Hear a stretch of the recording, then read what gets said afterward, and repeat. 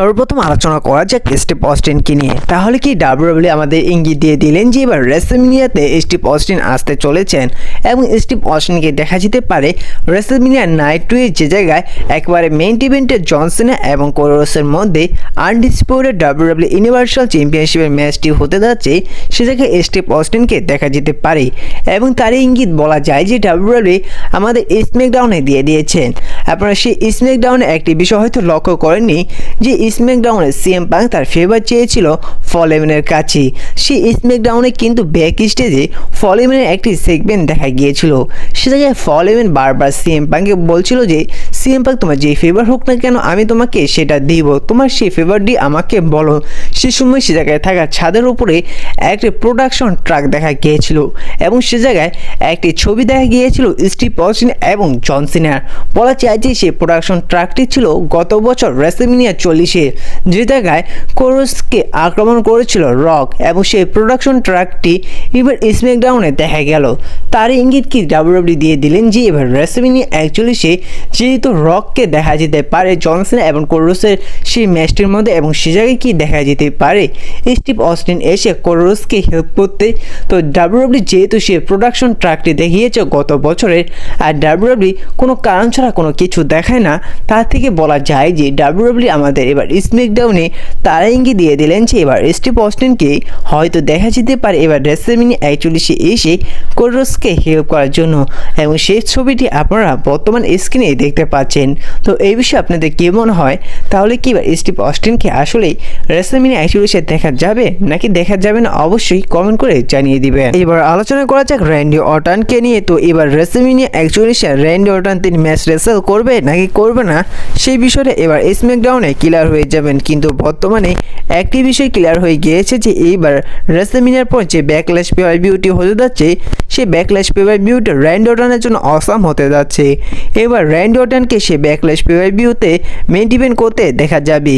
এবার রেসলম্যানিয়া 41-এর পর জন সিনা এবং কোরোসের মধ্যে যে চ্যাম্পিয়ন হোক না কেন বা যে চ্যাম্পিয়ন থাকুক না কেন তাকে এবার ব্যাকল্যাশ পে-পার-ভিউতে র্যান্ডি অর্টন ফেস করবেন আনডিসপিউটেড ডাব্লিউডাব্লিউ ইউনিভার্সাল চ্যাম্পিয়নশিপের জন্য, এবং তার সাথে ম্যাচ রেসেল করবেন এবার ব্যাকল্যাশ পে-পার-ভিউর একেবারে মেইন ইভেন্টে।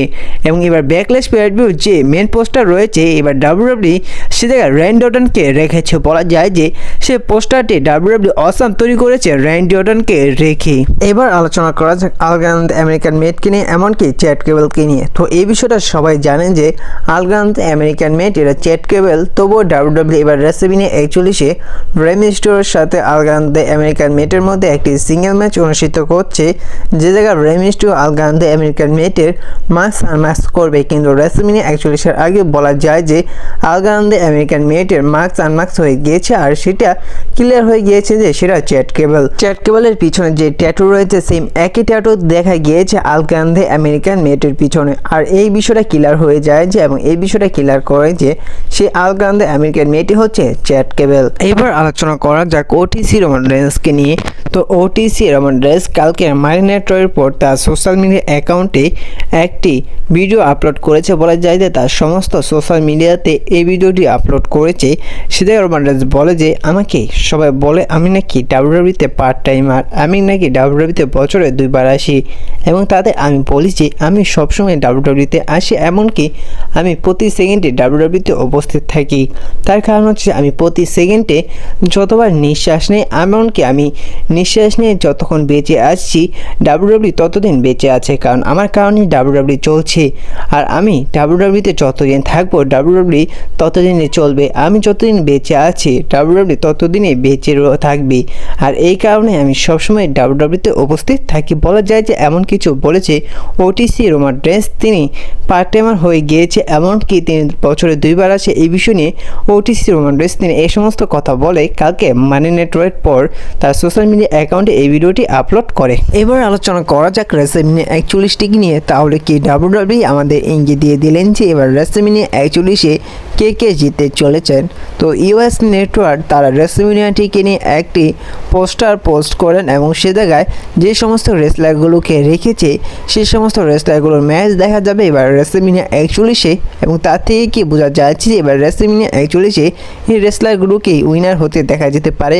যেমন জেড কালির একটি সিঙ্গেল ম্যাচ দেখা যাবে নিয়মের সাথে, তাহলে কি জেড কালির সেই ম্যাচটি জিততে পারে। এমনকি গুন্থার এবং জিওসের মধ্যে একটা ওয়ার্ল্ড হেভিওয়েট চ্যাম্পিয়নশিপের ম্যাচ হবে, সে জায়গায় জিওসেরই জিতার সম্ভাবনা রয়েছে। এমনকি এলএ নাইট এবং জেগা ফাটুর মধ্যে একটি ইউএস টাইটেলের ম্যাচ দেখা যাবে রেসলম্যানিয়াতে, সে জায়গাও জেগা ফাটু জেতার সম্ভাবনা রয়েছে। আর অপরদিকে CM Punk versus Seth Rollins versus Roman রেইন্সের মধ্যে একটি ট্রিপল থ্রেট ম্যাচ দেখা যাবে এবং সে জায়গায় সিএম পাংয়েরও জেতার সম্ভাবনা রয়েছে। আর অপরদিকে দেখা যাবে প্যান্টা ভার্সেস ব্রন ব্রেকার ভার্সেস ফিন বালার ভার্সেস ডমিনিক মিস্টেরিওর মধ্যে একটি ইন্টারকন্টিনেন্টাল চ্যাম্পিয়নশিপের ম্যাচ এবং সে জায়গায় ইন্টারকন্টিনেন্টাল চ্যাম্পিয়ন হতে দেখা যেতে পারে হয়তো ডমিনিক মিস্টেরিওকে। এমনকি লিভ মর্গান এক দেখা যাবে ট্যাগ টিম চ্যাম্পিয়নশিপের ম্যাচ, সে জায়গায় হয়তো লিভ মর্গানও জিততে পারে। আর অপরদিকে দেখা যাবে র ওমেন চ্যাম্পিয়নশিপের ম্যাচ রিয়া রিপ্লি ভার্সেস ইউস্কা ভার্সেস প্রিয়াঙ্কা বেলার মধ্যে, সে জায়গায় রিয়া রিপ্লিকে দেখা যেতে পারে। আর অপরদিকে দেখা যাবে স্ম্যাকডাউন ওমেন চ্যাম্পিয়নশিপের match Charlotte Flair versus Tiffany ট্রেডার্সের মধ্যে, তাহলে কি সে জায়গায় টিফানি ট্রেডার্স জিততে পারে? হ্যাঁ, সে জায়গায় টিফানি ট্রেডার্স আসলে জেতার সম্ভাবনা রয়েছে, কারণ ডাব্লিউডাব্লিউ এখন নতুন ফিউচার তৈরি করছে, যার কারণে হয়তো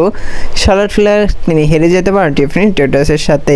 তো এই বিষয়ে আপনাদের কি মনে হয় অবশ্যই কমেন্ট করে জানিয়ে দিবেন যে এবার রেসলম্যানিয়া 41-এ কি এই কোটি রেসলারকে জিততে দেখা যেতে পারে, যেহেতু এই কোটি রেসলারের ম্যাচ দেখা যাবে এবার রেসলম্যানিয়া 41-এ। তো এই বিষয়ে আপনাদের মন্তব্যটি অবশ্যই কমেন্ট করে জানিয়ে দিবেন। এবার লাস্ট স্টোরি নিয়ে আলোচনা করা যাক, সেটি হচ্ছে রেসলম্যানিয়া 41টিকে নিয়েই। তো ডাব্লিউডাব্লিউ বলা যায় যে এবার রেসলম্যানিয়া 41টি অতটা হাইপ করতে না পারলেও, এমনকি রেসলম্যানিয়া 41-এর জন্য অনেকটি ইন্টারেস্টিং ম্যাচ না থাকলেও কিন্তু ডাব্লিউডাব্লিউ এবার রেসলম্যানিয়া 41-এর স্টেজটি অনেক কড়াভাবে সাজাচ্ছে, এমনকি অনেক অসামভাবে সাজাচ্ছে, দেখার মতন সাজাচ্ছে, অনেক বড় বড় কিছু করছে। এমনকি এই রেসলম্যানিয়া 41টিকে হাইপ করার জন্য পুরো তাদের সেই কান্ট্রিতে সে পোস্টার লাগিয়ে দিয়েছে। এমনকি বলা যায় যে এই পোস্টার লাগানোর মাধ্যমে বলা যায় যে রেসলম্যানিয়াটি অনেক হাইপ হয়ে গিয়েছে, কিন্তু অতটা ইন্টারেস্টিং পাওয়া যাচ্ছে না। তো এই বিষয়ে আপনাদের কি মনে অবশ্যই কমেন্ট করে জানিয়ে দিবেন। আজকের এই ভিডিওটা এই পর্যন্তই ছিল, দেখা হচ্ছে পরবর্তী ভিডিওতে নতুন কোনো আপডেট নিয়ে। ভিডিওটি ভালো লাগলে অবশ্যই লাইক করে দিবেন, ছোট রেসিং চ্যানেল নতুন দেখলে চ্যানেলটি সাবস্ক্রাইব করে দিবেন। তো দেখা হচ্ছে পরবর্তী ভিডিওতে।